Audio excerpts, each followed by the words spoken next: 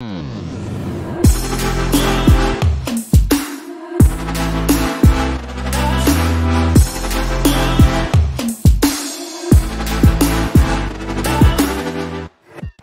je vais me présenter, moi je m'appelle Constance Mosnier et peut-être que vous me connaissez sous le nom Le Droit en 5 minutes, puisque c'est ma petite chaîne YouTube que j'ai depuis 2 ans.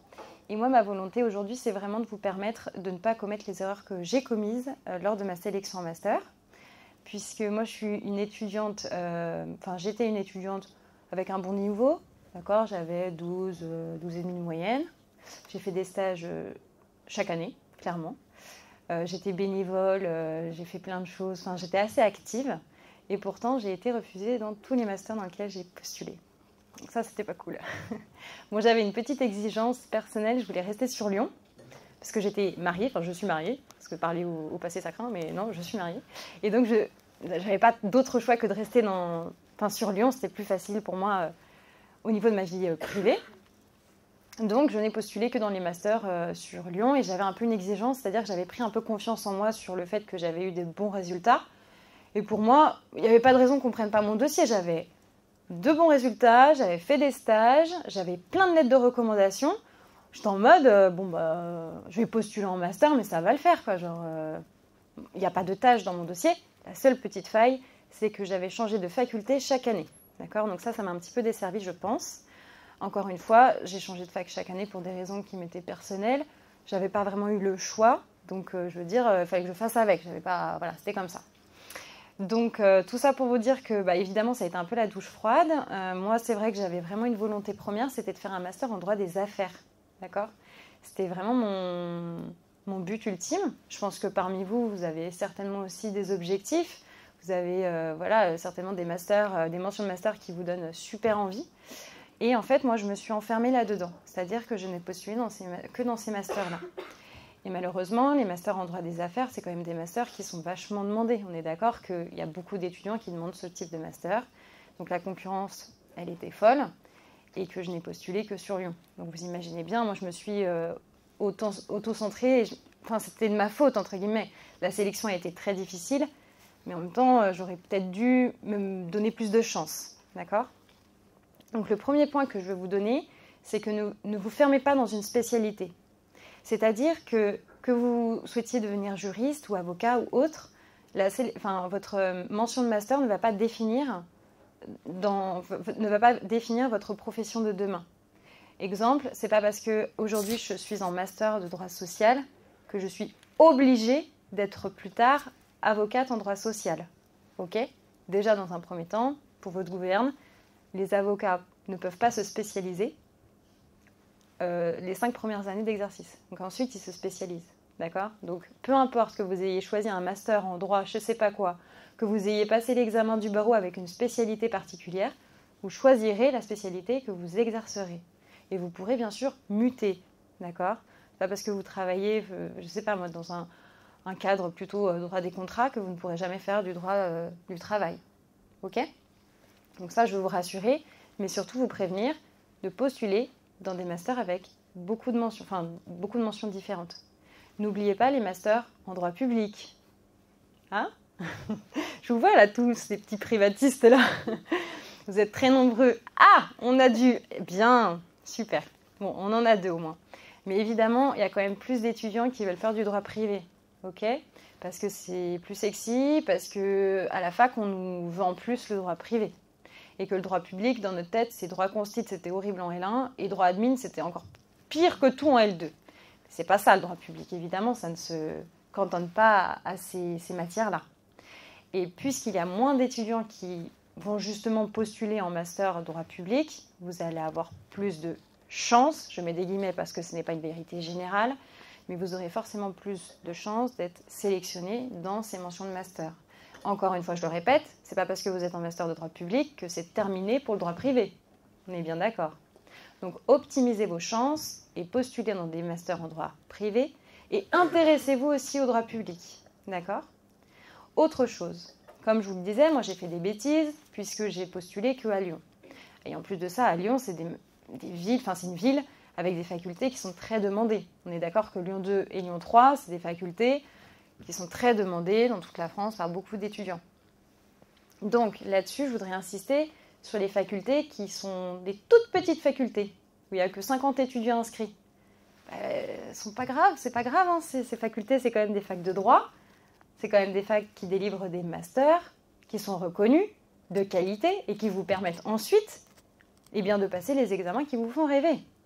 Donc il ne faut pas être trop, exigeant, ou avoir trop, je sais pas, peut-être d'ego.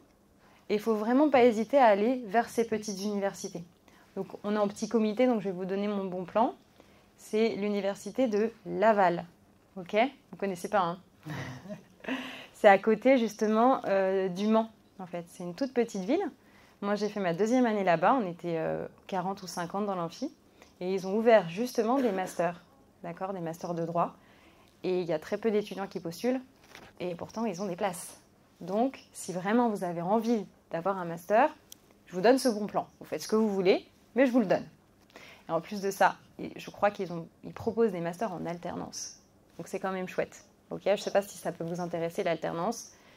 Mais pour moi, c'est la base. En fait, toutes les études de droit devraient commencer par l'alternance dès la première année. D'accord ? Vous êtes voué, entre guillemets, par vos études à travailler dans des entreprises, à savoir, évidemment, travailler dans un cabinet. Et c'est très important de se professionnaliser. D'autant plus que trouver un stage, on est d'accord que c'est une angoisse pour tout le monde. Donc c'est vrai que l'alternance, dès que vous avez des mentions de master en alternance, c'est des bons plans. D'accord ? Ça vous permet de faire votre réseau, évidemment, d'être rémunéré, il ne faut pas l'oublier. Et ensuite, pourquoi pas déboucher sur une embauche, un CDI. D'accord ? Donc ça, c'était un petit peu mon petit bon plan que je vous glisse comme ça. Mais tout ce que je veux vous dire, c'est qu'il faut vraiment, par rapport à ça, ne pas oublier les petites universités que vous ne connaissez pas forcément bien. À partir de cette année, il y a la plateforme qui s'appelle Mon Master. Tout le monde est au courant, j'imagine. Super. Est-ce que vous êtes allé voir un petit peu comment elle fonctionne, cette plateforme ? Ouais, un petit peu. Donc elle est très bien faite. Moi, à mon époque, on n'avait pas ça du tout. C'est-à-dire qu'on devait postuler dans chaque site de chaque université. Donc vous imaginez le bazar que c'était. Je voulais postuler, à Dijon. Il fallait que j'aille sur le site de Dijon, que je me crée un compte d'étudiant Dijon pour postuler dans le master de Dijon. Et il fallait que je fasse ça pour toutes les facs. Donc c'était un gros bazar. Maintenant, c'est centralisé. Vous avez cette opportunité. Depuis le 11 février, la plateforme a ouvert. Et elle vous propose de regarder toutes les formations qui sont proposées. Vous choisissez simplement votre mention. Type, vous voulez quel master, vous ?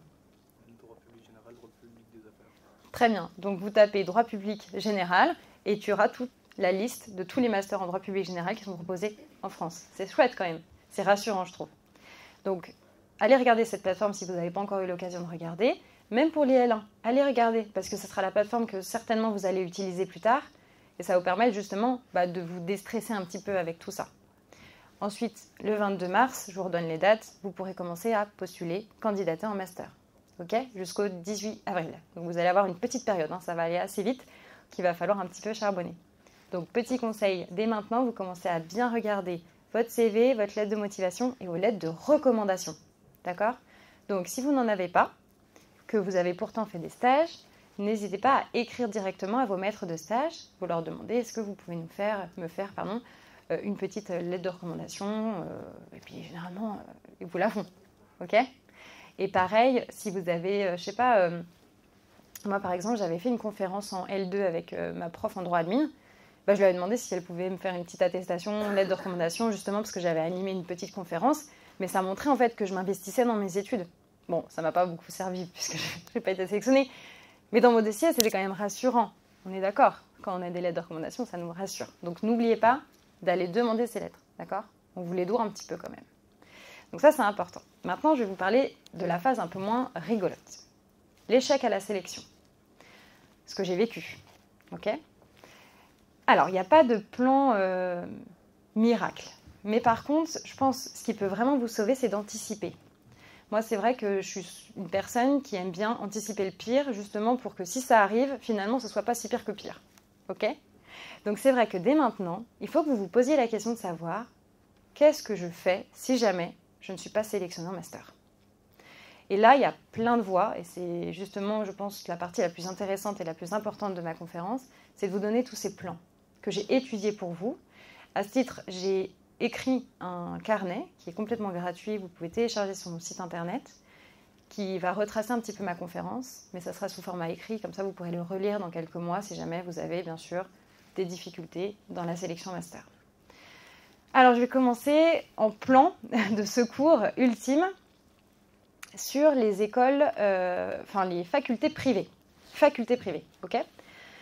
Le point négatif, entre guillemets, c'est que ce sont des formations qui sont payantes. D'accord ? Je ne suis pas là pour faire de la pub pour des facs, je ne vous donnerai pas de nom d'ailleurs, mais simplement, je vais en parler parce que le système de sélection dans ces facultés privées est différente et plus simple. D'accord ? Puisque c'est payant, il y a moins de personnes qui candidatent et les portes sont plus ouvertes. Ok ? Donc, je vous donne ce plan que je trouve pertinent. Mais voilà, il y a toujours ce côté financier. C'est vrai que j'attache beaucoup d'importance à donner des plans qui ne soient pas conditionnés à l'argent aux étudiants. Mais je préfère quand même vous citer cette voie qui peut vous rassurer. Ok ? Deuxième chose, les écoles privées de droit. Vous en connaissez, certainement. D'accord ? Je ne vais pas les citer. Je ne suis pas en partenariat avec une école, donc je ne suis pas là pour citer. Vous êtes assez grand pour trouver. Et sur le salon, il y en a notamment qui sont présentes. Par rapport à ces écoles, je veux vraiment être très claire. Si vous rentrez dans un master, ce n'est pas un master, vous ne pourrez pas passer le CRFPA, l'ENM ou tout autre diplôme ou concours qui vous demande d'avoir un bac plus 4 ou bac plus 5. Avec ces masters, vous n'avez pas un bac plus 4, bac plus 5. Alors, pourquoi est-ce que je vous en parle ? Si en plus de ça, ça ne vous diplôme pas. Parce qu'en fait, il ne faut pas s'arrêter là.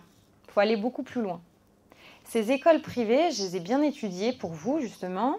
Ce sont des écoles qui sont neuves. Moi, qui n'étaient pas forcément les écoles que je connaissais bien à mon époque, entre guillemets. Mais maintenant, elles sont de plus en plus présentes, justement à cause de cette sélection en master dans les facultés publiques. Ces écoles privées, elles vous proposent donc des masters, qui ne sont pas donc des masters, mais qui sont proposés en alternance. D'accord ? Et là, c'est vraiment toute la différence et c'était très très important. Déjà, vous avez le statut étudiant. Hyper important pour tout ce qui est bourse, Crous, tout ça, APL et tout le tintouin. C'est important de garder le statut étudiant, c'est rassurant. Ensuite, vous allez avoir une formation en droit. Ce sont des écoles de droit, d'accord ? Vous allez avoir un master, vous allez choisir. Il y a des masters en droit des affaires, en droit de l'IMO, en droit public, en droit notarial. Enfin bref, vous regarderez tout ça de votre côté. Mais elle propose des formations de qualité en droit. En alternance, on y vient. Comme je vous le disais tout à l'heure, l'alternance, c'est la clé. Vous allez gagner vraiment en activité professionnelle. En réseau, ces écoles privées, elles ont des réseaux énormes. Il ne faut pas les négliger. Vous allez travailler dans des cabinets de renom, dans des entreprises qui sont extraordinaires. Vous allez donc gagner en professionnalisme. Et vous ferez la différence sur le marché du travail avec ceux qui sont en master dans les facultés publiques et qui n'ont pas de stage, qui n'ont jamais fait de stage et qui n'ont pas fait d'alternance. Sur le marché du travail, ceux qui sont dans les écoles et qui font de l'alternance et qui justement ont un réseau, vous avez justement cette grande différence. Vous êtes beaucoup plus employable, si je puis dire. Et ce n'est pas à négliger. D'autre part, vous êtes payé pendant votre formation. Donc vous pouvez, bien sûr, gagner en autonomie, vous rassurer vis-à-vis de vos finances. Et encore une fois, comme je vous le disais tout à l'heure, c'est très important pour moi de vous parler de solutions qui sont viables avec justement une vie étudiante. Je ne veux pas m'attacher à un profil d'étudiant qui a les capacités financières. Je veux m'attacher à un profil d'étudiant le plus classique, c'est celui qui travaille à côté de ses études pour se payer ses études et qui a envie de réussir. Ok ? Donc ces écoles-là, elles sont intéressantes. Et d'autre part, après 8 ans en tant que juriste, donc finalement, c'est le statut que vous allez avoir dans ces cabinets ou encore dans ces sociétés dans lesquelles vous allez faire de l'alternance. Au bout de 8 ans en tant que juriste, vous êtes exempté de l'examen du CRFPA, notamment, et d'autres examens. Et donc, vous pouvez devenir avocat. Justement parce que vous avez exercé une profession dans le milieu pendant X années. Ça, c'est pas à prendre à la légère. Vraiment. Parce que c'est rassurant. Quand on se dit, on n'a pas été sélectionné en master, comment je vais faire ? Eh bien, finalement, on va rebondir. Finalement, on ne va pas se fermer notre rêve d'être avocat, d'être je ne sais quoi d'ailleurs. Non, on va essayer justement de rebondir sur une autre voie qui va nous permettre de retomber sur nos pieds. D'accord? Autre plan. Le service public. Alors ça, on n'en parle pas beaucoup. À la fac, c'est franchement pas, le schéma qu'on nous explique. Toutes les écoles du service public, il y en a 32. 31, 32. Donc c'est beaucoup d'écoles. Ces écoles-là, 60% d'entre elles, 70% d'entre elles, proposent notamment des concours à la sortie d'une licence de droit. Donc c'est-à-dire qu'un étudiant qui n'a pas été sélectionné en master, qui se trouve nul, parce que je sais ce que c'est de se dire, en fait je suis nul, je n'ai pas été pris parce que je suis mauvais. Et bien justement ces écoles-là, elles vous montrent qu'avec une licence de droit, vous avez la possibilité de mettre à profit ce que vous avez en poche, et vous pouvez être fier de vous, parce que vous avez une licence de droit et que ce n'est pas rien, et que vous allez pouvoir passer un concours, ensuite intégrer une école. Je vous cite certaines écoles. Il y a l'École nationale des greffes, d'accord, pour devenir greffier, directeur des greffes, c'est pas nul, c'est même très bien. Il y a l'ENM, il y a également les écoles pénitentiaires, enfin, il y en a des tonnes, d'accord. Dans mon petit carnet, je vous en cite certaines que je trouve assez pertinentes pour vous, que j'ai sélectionnées. J'ai regardé le programme des concours pour voir si c'était bien pour vous en fonction de ce que vous avez déjà étudié. Donc, tout ça pour vous dire que ces concours, généralement, sont organisés au mois de décembre. Donc, de septembre à décembre, si vous n'avez pas de master, vous allez vous mettre un petit coup de fouet et vous allez réviser pour ces examens. Vous allez passer et réussir l'examen pour rentrer dans l'école, avoir une formation de 2 ans rémunérée. Et vraiment rémunérée, ce n'est pas de l'alternance, là c'est vraiment rémunéré, pour ensuite déboucher à un métier et à la sécurité de l'emploi. Alors que vous étiez destiné à déserter l'université. Donc pour moi, ce n'est pas anodin. Vraiment, c'est très important pour moi de faire cette conférence pour vous donner toutes les clés. Vous en faites ce que vous voulez. Il y a des clés que je vous ai données, peut-être que pour vous, c'est no way. Mais je vous les ai données et j'espère que ça fera vraiment son chemin. Ces écoles du service public ne sont pas à négliger. Il y en a beaucoup sur le salon et j'en suis très fière parce que pour moi, ce sont des voies qui sont des voies d'excellence. D'accord? On ne nous en parle pas en fac. À la fac, on nous parle du métier d'avocat, de notaire, magistrat. Mais si on veut être un peu des fifous, on parle un petit peu de juriste. Ok? Donc ça, c'était assez important. Ensuite, si vous n'êtes pas sélectionné en master, il y en a qui vont se dire pendant 1 an, je vais travailler ou faire des stages et je retenterai la sélection. Là-dessus, je mets mon grand panneau rouge, c'est mon avis personnel. Ça ne veut pas dire que c'est une vérité générale, d'accord? Mais je vous donne mon avis. Je trouve que c'est risqué. D'accord? C'est un peu comme mettre une voiture au garage et pas l'utiliser pendant 1 an. Quand vous allez essayer de la rallumer au bout d'1 an, la batterie va être un petit peu morte, quoi. Vous comprenez? Vous, c'est pareil. Si vous vous arrêtez du système universitaire pendant 1 an, ça va être compliqué de redémarrer. Oui, vous allez faire des stages, mais finalement, vous allez faire un stage pendant 6 mois, donc vous allez être rémunéré. Ou alors, vous allez avoir un petit CDD, ce qui est bien, hein, mais vous allez prendre goût à travailler, gagner son argent, avoir son autonomie, pouvoir faire la fête le week-end, pas avoir à travailler. Vous allez vraiment, je pense, décrocher. Et au mois d'avril à peu près, vous allez vous dire soit j'abandonne, je ne fais pas la sélection, soit au contraire, allez, je la fais vite fait. Et si vous n'êtes pas sélectionné, qu'est-ce que vous faites après? Alors, il y a toujours la possibilité d'être très mature, d'accord, si vous faites ce choix. Mais là-dessus, je vous redonne encore une fois mon conseil, c'est de vous inscrire. Et c'est une nécessité dans un DU. Vous ne vous désinscrivez pas complètement de la fac. Vous gardez un enseignement. Vous gardez ce côté étudiant, d'accord? D'être vraiment concentré, d'apprendre, d'aller prendre des notes, de passer un examen ou rendre un mémoire. D'être investi dans ses études. Et vous couplez ça avec un stage. Et là, c'est intéressant. Là, dans un CV, pour retenter la sélection, ça a une plus-value. Ça a vraiment quelque chose à apporter. Donc là-dessus, je vous conseille bien, si vous faites ce choix, il faut être mature. D'accord? Et comprendre le risque que si vous n'êtes à nouveau pas sélectionné au mois de mai d'après, il faut savoir vous dire, ok, il va falloir que je fasse un choix. C'est mettre un petit peu son orgueil de côté, mais au-delà de ça, c'est aussi sa sensibilité, parce que ça fait mal de ne pas être sélectionné. Mais pour rebondir, ne désertez pas le milieu universitaire scolaire, parce que vous n'avez pas été sélectionné en master. C'est trop dommage. Vous avez une licence de droit en poche.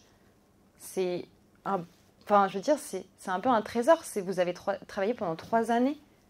Ok, ne dévaluez pas ce que vous avez. C'est très très important. Ok. Donc voilà en gros toutes les pistes que je pouvais vous donner sur cette sélection en master. Là, je vous propose de répondre un peu à vos questions. On est sans filtre, ok. Le but vraiment, c'est que moi, tout ce que je vous dis, c'est pas une science. Enfin, je veux dire, il y a du pour, on peut être contre ce que je dis, mais vraiment, on est là pour échanger, ok. Donc, est-ce que quelqu'un a une première question? Je t'écoute.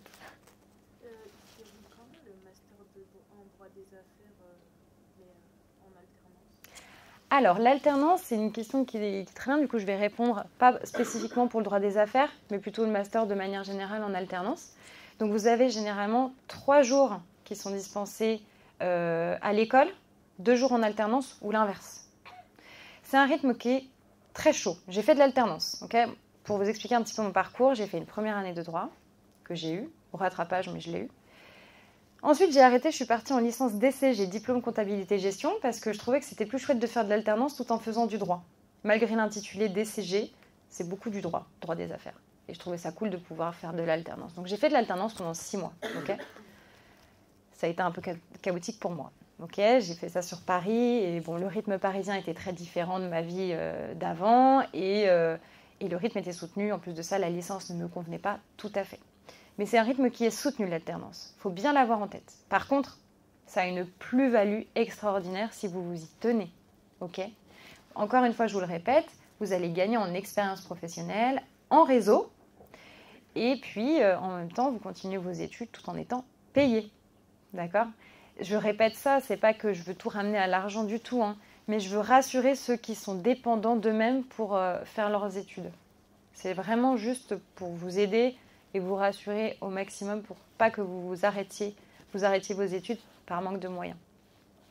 Donc l'alternance, c'est un rythme qui est assez chaud. D'autre part, il ne faut pas oublier que vous êtes salarié, donc 5 semaines par an de vacances.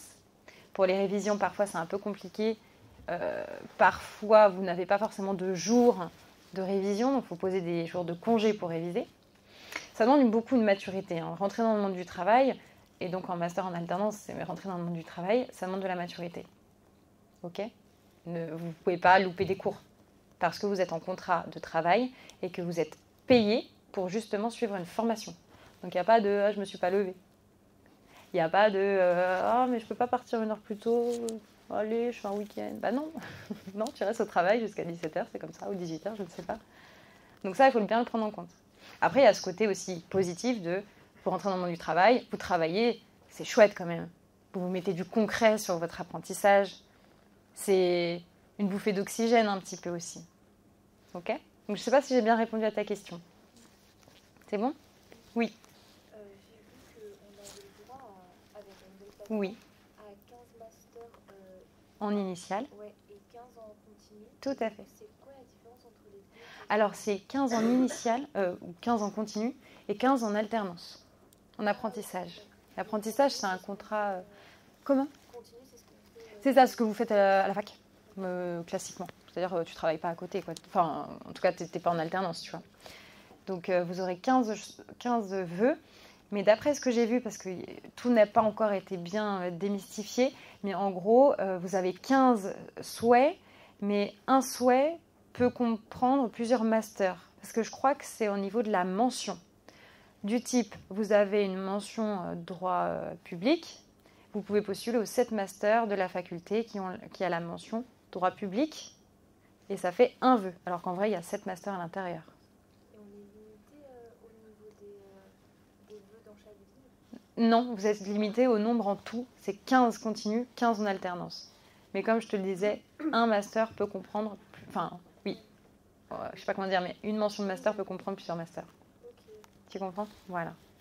Mais dans le cas du coup où on postule pour une mention et on demande tous les parcours par exemple qu'il y a, après c'est eux qui décident dans quel parcours on va ou c'est ça En fait, je ne suis pas dans l'algorithme non plus, mais par contre, d'après ce que je sais, chaque directeur de master va recevoir votre candidature, il vous accepte ou il vous refuse, et vous êtes accepté dans la mention, dans une des mentions dans lesquelles vous avez postulé. Si tu veux postuler dans les 7 masters en droit public et qu'il y a la mention droit public des affaires, droit public européen, droit public je sais pas quoi, et que c'est droit public européen qui te sélectionne, tu as cette sélection. Mais dans ce cas, si jamais, du coup, est-ce qu'on peut justement un peu éclater ces vœux-là et par exemple, si on demande 2 mentions distinctes, mais que dans, je sais pas, dans un droit public, il n'y en a que 2 mentions qui nous plaisent sur les 7, oui, est-ce que du coup on peut diviser, mais là du coup ça nous ferait 2 vœux? Ça te fait, en droit public, si tu en choisis 2 de formation en droit public, ça te fait un vœu en droit public. Et ensuite, il t'en reste 14. Okay. C'est en fonction des universités et des mentions. C'est pas très bien expliqué sur le site. J'essaye vraiment de prendre le temps de regarder, mais il n'y a pas encore toutes les réponses. Moi, encore une fois, sur ma chaîne YouTube, je vais en parler. Je prendrai le 22 mars, je vais vraiment m'inscrire sur la plateforme comme si j'étais une étudiante pour regarder comment ça se passe et vous guider au mieux, parce que je pense notamment et surtout aux étudiants qui sont un peu seuls et qui n'ont pas forcément leurs parents qui sont là à côté d'eux pour les guider. D'accord ? Donc, je pourrais répondre mieux à vos questions, je pense, dans quelques semaines, quand le ministère lui-même aura pris le temps de répondre un peu aux questions de tout le monde. Est-ce qu'il y a d'autres questions? Oui. Au niveau des réponses, il y a combien est-ce que par exemple, si on a accepté quelque part et on attend dans un autre vœu, on peut dire oui? Tu peux mettre en attente. Donc on peut quand même accepter la nomination. Si tu acceptes, non.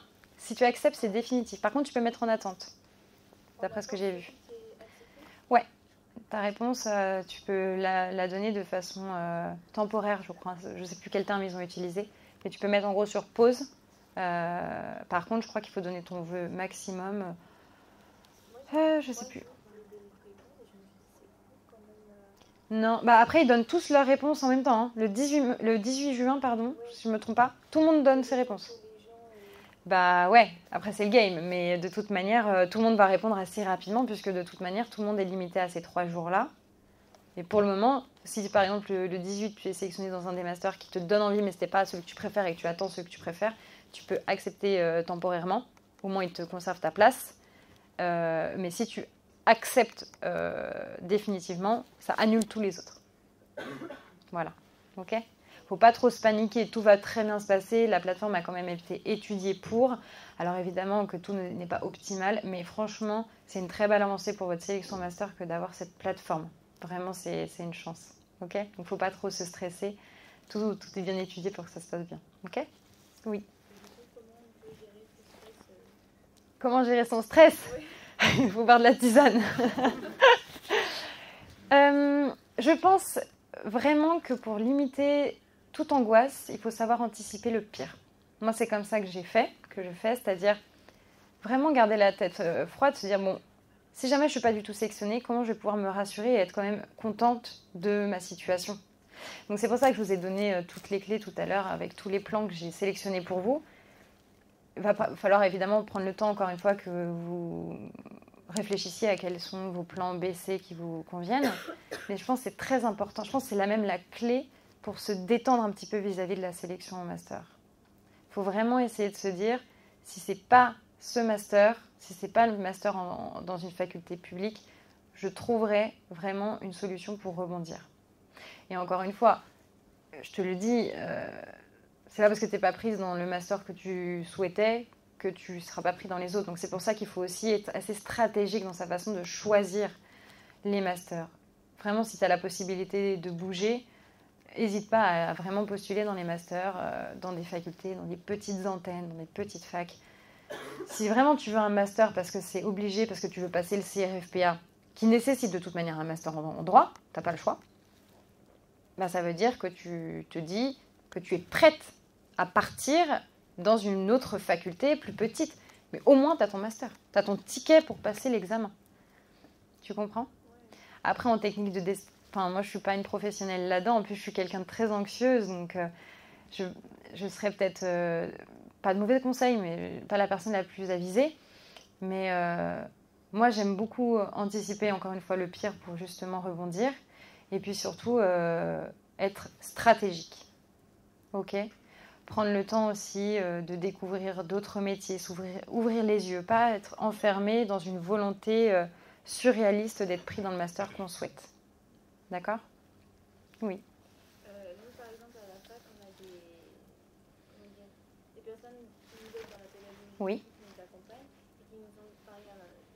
Il y a une prof qui nous a dit, par exemple, que c'est mieux vu de mettre plusieurs choix, plusieurs mêmes choix ouais. que d'autres, parce qu'elle dit qu'il préfère qu'il y ait une cohérence dans le... Ça n'a pas été confirmé en fait qu'ils avaient une vision globale de toutes les, de tous les vœux que tu as sélectionnés. Et je pense que c'est le cas. Hein. Je pense qu'ils ne voient pas où est-ce que tu as postulé. Parce que ça prendrait trop de temps par étudiant de regarder où est-ce qu'il a postulé pour sélectionner. Imagine le nombre d'étudiants qu'il y a. Bon, ils sont encore dans 6 mois. Il faut lire les lettres de motivation, les CV de chacun, les notes et tout ça. Non, ils ne regardent pas tant que ça. Peut-être qu'à l'entretien, s'il y a un entretien de master, ça je ne sais pas encore. Peut-être quelqu'un a l'information. Mais s'il y a un entretien, quand est-ce que c'est ? Parce que ça n'a pas été mis dans le calendrier. Je sais que le 18 juin, c'est le résultat, entre guillemets, pour tout le monde. Mais par contre, je ne suis pas sûre qu'il y ait vraiment... c'est pas sûr qu'il y ait des entretiens. Mais bref, je ne sais même plus quelle était ta question. Je te prie de m'excuser, je suis partie... Non, c'est parce que vous aviez dit qu'il fallait s'intéresser à tout. Et tout après, oui, voilà. Dans ce souhait-là, je pense vraiment qu'ils ne vont pas regarder... Donc, diversifie-toi. Regarde, je suis dans un master qui s'appelle Droit de la protection sociale. Est-ce que ça donne envie à quelqu'un ? On est bien d'accord, moi ça ne me donnait pas envie non plus. Et finalement, c'est un master en droit social qui a juste ce nom chelou, mais c'est juste un master en droit social. Genre, je fais le même programme que n'importe quel autre master en droit social. Donc, faut pas non plus, comme on ne juge pas sur l'apparence, on ne juge pas non plus sur le nom du master, et on essaye de regarder un petit peu le programme. Ok ? Et d'autant plus si le nom du master te donne pas envie, dis-toi que c'est pareil pour les autres. Du coup, tu t'y intéresses plus que les autres parce que justement, il y a moins de personnes qui vont postuler dedans. C'est comme ça aussi qu'on est un petit peu stratégique. Pareil pour les masters, genre histoire du droit. Bon, on a tous une très mauvaise expérience de l'histoire du droit quand même, on est d'accord ? Bon, c'est génial. Bah, postule dans le master en histoire. Non, mais bon, voilà, vous comprenez ce que je veux dire. Oui. Pour les lettres de motivation, moi j'ai une prof qui se posait la question, qui a... Comment ? Elle ne savait pas si jamais ça devait être spécifié à chaque fac ou si jamais ça en devait être une générale. Et je sais pas si jamais... Il n'y a pas eu la réponse. Effectivement, j'ai cherché encore hier pour vous apporter cette réponse. Il me semble que c'est quand même des lettres qui sont personnalisées en fonction des mentions de master. Donc comme... Parce que même ceux qui vont lire les lettres de motivation, ils en auront marre au bout d'un moment, quoi. Ouais, donc je pense en vrai qu'il y a une lettre de motivation par vœu. Donc par rapport à ça d'ailleurs, si c'est le cas, hein, j'essaierai de vous confirmer ça dans ma vidéo du 22 mars. Si c'est le cas, faites-vous bien un squelette de lettre de motivation. Ça ne veut pas dire que vous faites du copier-coller, mais simplement le paragraphe où vous parlez du master, c'est votre texte à trous que vous changez à chaque fois.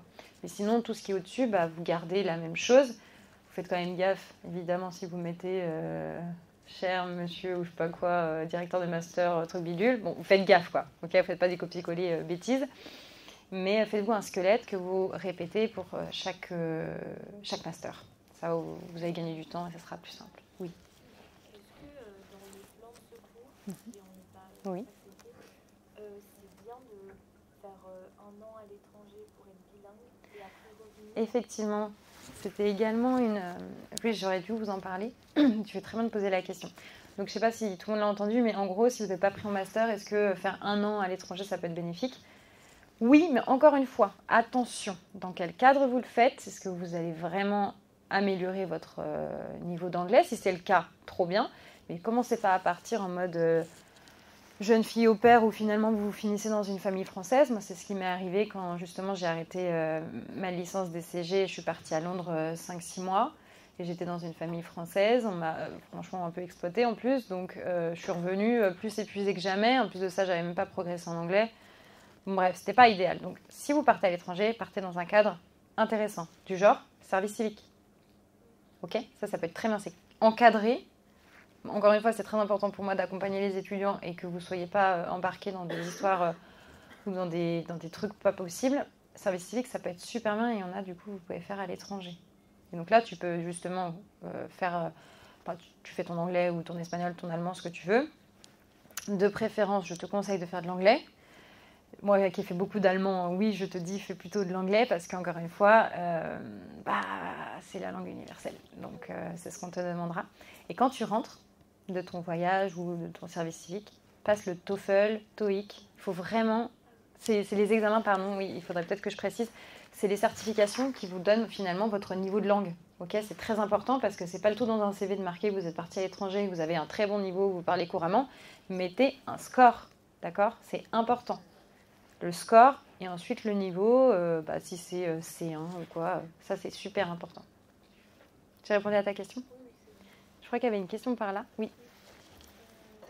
Ma question c'était est-ce que c'est possible par exemple de faire le master en alternance mais à l'étranger? Alors non, je crois pas. Ça c'est pas possible de faire son alternance à l'étranger. Après tout dépend encore une fois si par exemple tu fais si c'est à la frontière, tu vois que je sais pas, moi t'habites Annecy et que tu veux faire ton stage en Suisse, je sais pas dans quelle ville, ton alternance, je pense que ça peut être possible. C'est du cas par cas, là je peux pas te répondre définitivement. Par contre si tu veux faire je sais pas, ton alternance en Allemagne alors que tu habites à Lyon, ça va être une galère, t'imagines bien sur la semaine, faire tes allers-retours, c'est compliqué. Donc ça dépend où est-ce que tu habites, si tu es frontalier, ça peut le faire, ouais. Ça dépend faut voir avec la fac en fait. Voilà. Oui. Concernant le stage, par exemple, nous en L3 là, on veut prévoir un stage, ça sera peut-être plus sur l'été. Oui. Sauf que j'ai cru comprendre que si jamais on veut faire une convention de stage justement avec notre fac, mais qu'on le prévoit pour après la délivrance de notre licence, si jamais on l'a, et c'est pas vraiment possible, c'est-à-dire que vu qu'on est plus techniquement à ce moment-là dans la fac, parce que si jamais on... Ouais, non mais je vois. C'est pour mettre dans le CV si jamais on peut avoir un stage après, mais du coup comment on considère... C'est vrai que pour les entreprises, c'est super important d'avoir des stages conventionnés parce que ça les protège. Ouais. Et vous, je crois aussi c'est comme ça que ça vous permet d'être rémunéré. Donc c'est pas anodin, quoi. Enfin voilà, faut le prendre en compte. Faut essayer de faire du forcing. Moi, je suis très quelqu'un qui va au forcing. Okay. Donc vous les prenez comme ça, il faut leur expliquer que vous avez besoin d'une convention. Okay, ouais. C'est important. Okay. Après, vous pouvez faire une partie de votre stage en convention, l'autre partie sans convention, si jamais vous pouvez... Mais oui, si le cabinet ou l'entreprise accepte, tu le fais, évidemment. Par contre, le mieux, évidemment, c'est d'avoir une convention parce que ça protège un peu tout le monde, c'est rassurant pour tout le monde. Et si vous avez l'opportunité de faire votre stage sans convention et que vous avez l'impossibilité d'avoir une convention, c'est toujours un stage. Hein. Je veux dire, à un moment, c'est toujours bien. Mais justement, si jamais c'est pas une entreprise et que, par exemple, nous, en droit public, moi, j'aimerais bien... une ONG le faire, ou par exemple juste avec une collectivité, que ce soit une mairie ou quoi que ce soit, est-ce que c'est conseillé? Je sais pas si... carrément. Si, carrément. Moi, personnellement, j'étais hyper intéressée par le droit public. J'étais vraiment conditionnée là-dedans et j'avais fait un stage à la préfecture. Ouais, voilà, la préfecture, ça peut être et ouais, oui. Mais moi, j'étais je sais pas comment on dit, vacataire? Oui, c'est ça qu'on dit. Et j'ai fait ça pendant 3 semaines et c'était pas considéré comme un stage, c'était plutôt du coup vacataire, c'était vraiment un contrat, on avait été payé comme ça. Bien sûr. C'est pas obligé que ce soit marqué stage, ça peut être aussi un CDD, hein, c'est pas la fin du monde. Si c'est dans le milieu dans lequel vous souhaitez évoluer, c'est génial. Ok? Oui. Comment? Non, je sais plus. Ça va revenir. Ouais, voilà. Oui. C'était juste pour répondre à monsieur, parce que nous on est également en L3. Moi, génial. Ils ont fait ma convention de stage pour juillet. Pour juillet, ok. Ouais, pour juillet 2023, ils ont fait ma convention. Super. Donc si tu insistes, à mon avis... okay, voilà, tu les chopes par le col. Et... Ouais. C'était Lyon 3 Lyon 2. Lyon 2 Là, je suis à la Cato, on est en convention avec Lyon 2 en plus. Ouais, donc si moi ils me l'ont fait, je pense. Voilà. Ça peut aller, ouais, donc faut pas hésiter. Oui. J'ai une question sur les DU. Oui, dis-moi. Par exemple, à Lyon 3, les DU, on peut les faire qu'en 3e année. D'accord.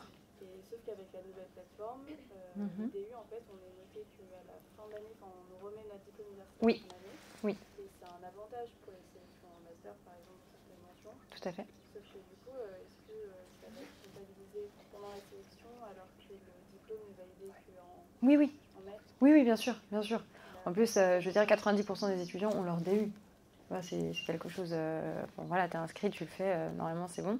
Donc bien sûr, tu le mets dans ton CV, tu le valorises dans ton CV, et n'hésite pas à en parler si c'est en lien avec ton master dans ta lettre de motivation. Ok, peu importe que tu l'aies pas encore, que ça soit pas encore validé, on s'en fiche, tu l'as fait, tu as suivi des enseignements, ça t'a apporté forcément des choses. Ok? Super. Oui. C'est possible de demander une lettre de recommandation à un prof? Oui, tout à fait. Non, moi j'avais demandé à 2 professeurs de me faire des lettres de recommandation. Bon, encore, il faut que ça soit cohérent, il faut que le prof vous ait vu, il vous connaisse, que bon, et voilà. Mais là-dessus, bon, vous gérez, j'imagine. Ok ? Oui. Par rapport aux écoles publiques que vous avez parlé. Oui, du service public ? Non, les écoles publiques. Les écoles privées de droit ou... Ouais. Oui, les écoles privées de droit, les masters. Non. Ah non. Les écoles du service public. Oui, les écoles du service public. Oui, c'est ça. C'est ça ? Ouais. C'est au bout de combien de temps qu'on peut accéder c'est les écoles. Ah bah ces écoles, ce qui... En décembre. Non, les écoles du service public, en fonction des écoles, il y en a 32. Ils proposent plein de concours. C'est des concours externes, ok ? Et là-dessus, c'est en fonction des écoles, c'est au mois de novembre, décembre, ça peut être aussi en juin. Donc vous avez largement le temps de le préparer. Même si vous n'avez pas été sélectionné en master de septembre à décembre, vous révisez à fond. Enfin, vous prenez les annales et vous les révisez, vous le passez et vous le réussissez surtout pour entrer dans ces écoles. Donc là-dessus, je te donne directement rendez-vous sur mon site Le Droit en 5 minutes. Tu télécharges le carnet, tu auras la liste des écoles que j'ai sélectionnées pour vous.